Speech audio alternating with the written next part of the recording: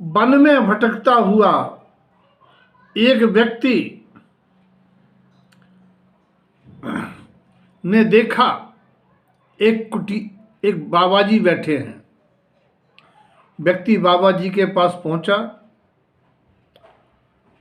वे दिगंबर वेश में अवधज्ञानी रिद्धिधारी साधु थे, जिन्हें वो बाबा जी समझ बैठा। उन साधु महाराज ने की दृष्टि उस बालक पर पड़ी, उस व्यक्ति पर पड़ी। उसकी भावी होनहार देख करके उस व्यक्ति से कहा, जिस प्रकार से तुम वन में भटक रहे हो, ऐसी भाव वन में भटकते अनंत काल हो गया। भवियन अब तो दीक्षा धारो और अपना मन स्वभाव सफल बनाओ। महाराज बोला व्यक्ति, महाराज ये आप जैसे महापुरुषों के महात्माओं के काम हैं। मैं तो अपने परिवार का भरण पोषण करने के लिए इस वन में लकड़ियां ढूंढता हूं और मैं ही पालक हूं अपने परिवार का। अगर मैं न करूं तो काम कैसे हो, कैसे संभव है महाराज।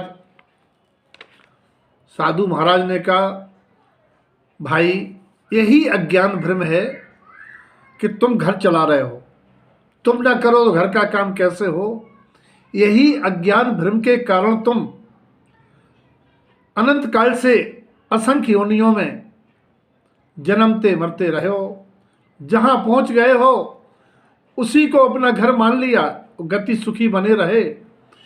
बहुत सौभाग्य से तुम्हें एक कल्याण के साधनभूत मनुष्य देह मिली है। तुम इस गलत फहमी में हो कि मैं करता हूं। संसार की व्यवस्था स्वकृत है, अटल है, ध्रुव है। हर प्राणी अपना अपना भाग्य लेके आता है और हर प्राणी अपने भाग्य से खाता है। और क्या तुम्हारे परलोक सुधारने के बाद ये सब भूखे मर जाएंगे क्या?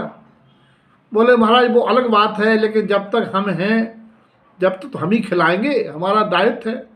बोले तुम दायित्व निभाने के चक्कर में बड़ी भारी भूल कर रहे हो, अब तो दीक्षा ले लो। और भी कल्याणकारी उपदेश दिए, काफ़ी वैराग्य वर्धक संस्मरण सुनाए। काफ़ी दिन बीत गए। वो व्यक्ति रोज रोज घर की सुरत कर करके दुखी रहने लगा और रोज रोज घर जाने की बात महाराज से कहने लगा। साधु ने सोचा, है तो भव्य लेकिन अभी इसकी कालब्धि नहीं आई है, इसको बड़ा मोह है। बोले भैया जैसा तुम चाहो, मेरा तो ये भाव था कि तुम कल्याण के मार्ग पे आ जाओ। वहां से चलता है, आगे जाके डाकुओं ने इसे पकड़ लिया कि हो सकता कोई बड़ा आदमी हो, महाराज जी के पास इस वेश में आया हो। पकड़े रहे। बोले हमें कब छोड़ोगे? बोले तुम्हारे घर से पैसा आ जाएगा तब। बोले बांधे रहो, पकड़े रहो भैया, हमारे घर से तुम्हें एक पैसा आने वाला नहीं, हमारे घर में कुछ है ही नहीं, तो कहां से। डाकुओं ने गुप्त रूप से पता लगाया, सब कुछ किया। धीमे धीमे 3 माह बीत गए। उससे रोटी बनवाए, उसको खिलाए, खुद खाएं। 3 माह बाद डाकुओं ने देखा कि वास्तव में इसको रखने से कोई फायदा नहीं है, और हमें दूसरे वन में जाना है। उसको छोड़ दिया। 3 माह बाद अब वो व्यक्ति अपने घर की ओर आता है। इधर 3 माह के अंतराल होने से गांव मोहल्ला पड़ोस वालों ने देखा। उसकी पत्नी से पूछा, कहाँ गए? बोले हमें क्या पता, धरती खा गई कि आकाश खा गया। वो तो रोज की तरह जाते थे, रोज की तरह आते थे। 3 माह हो गए हैं, होने जा रहे हैं, घर में कुछ भी नहीं है। गांव वालों ने चंदा करके उसके भोजन की व्यवस्था की। धीमे धीमे करके लोगों ने चंदा करके उसके मकान की मरम्मत करा दी। उसको कह दिया कि थोड़ा सा हमारे खेतों में काम कर दिया करो, तुम्हें मजदूरी में हम अनाज दे दिया करेंगे। 3 महीने में उसकी परिवार की आजीविका का साधन गांव वालों के सहयोग से दुरुस्त हो गया। अब वो आराम से अपना यापन करने लगी। 3 माह बाद देखता है कि हमारा घर तो बड़ा रंगा पुता, बदला बदला सा। कहाँ गई मेरी पत्नी? पूछा। बोले खेत में काम कर रही है। बोले सब क्या है? बोले हम। रोने लगी। मैं समझ रहा था तुम्हारा पता नहीं क्या हुआ, इन गांव वालों ने सब मुझे व्यवस्थित कर दिया। उसको याद आ गई महाराज की बात कि हम नहीं रहे थे तब भी ये संसार चल रहा था, हम कर्तापने में रहे तब भी चल रहा था, हम चले गए तब भी चल रहा था। भैया ये रहो ना रहो, संसार का पड़मन तो चलता रहेगा। वो व्यक्ति महाराज जी के पास आया। बोले महाराज मुझे दीक्षा दे दो। बोले क्यों, क्या हुआ? बोले महाराज आप सत्य कह रहे थे कि हमारे करने से कुछ नहीं होता। बोले नहीं, तुम और अभी पक्के हो जाओ। हर आदमी दीक्षा धार नहीं सकता, क्योंकि मंदिर के वैराग्य से नहीं आता है दीक्षा, अंदर के वैराग्य से आती है।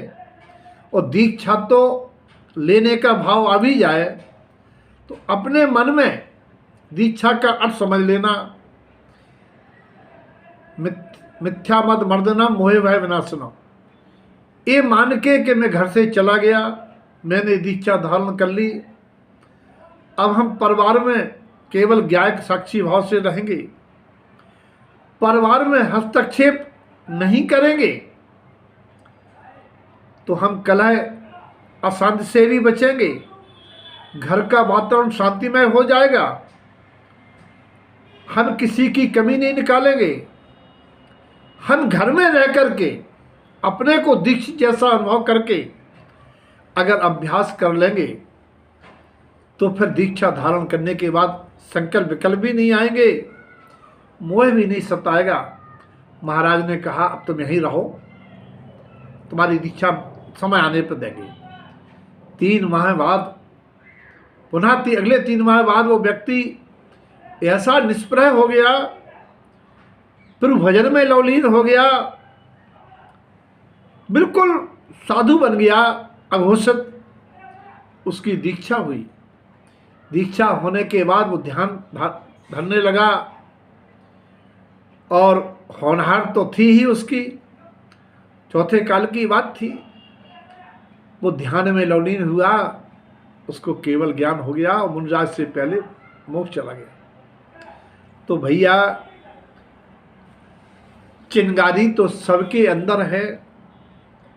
इस जिनवाणी के निमित्त से ऊपर की रज उड़ा के उसको ज्योतिर्मान करने की आवश्यकता है। कहने का तात्पर्य यह है, प्राणी गलत फहमी में अज्ञान भ्रम में जी करके अपना अनुभव सफल नहीं करते हैं। अगर आपको लगता है तो आप थोड़ा सा किनारे खड़े होकर देखो, नदी के किनारे देखो, सड़क के किनारे देखो, पुल पर खड़े होकर देखो, नदी में क्या बह रहा है। कल बह रहा था, आज भी जल बह रहा, कल भी बहेगा। हम आएंगे तो भी बहेगा, नहीं आएंगे तो भी बहेगा, चले जाएंगे तो भी बहेगा। ऐसे ये संसार का परमन है। हम बिल्कुल कर्ता नहीं बने, अपनी आवश्यक जिम्मेदारियों को नियमित रूप से निर्वहन करें, बाकी आनंद में रहें, निराकुल रहें, अपना जीवन सफल बनाएं। ऐसी मंगल भावना सबके लिए दिव्य सबक श्रृंखला 3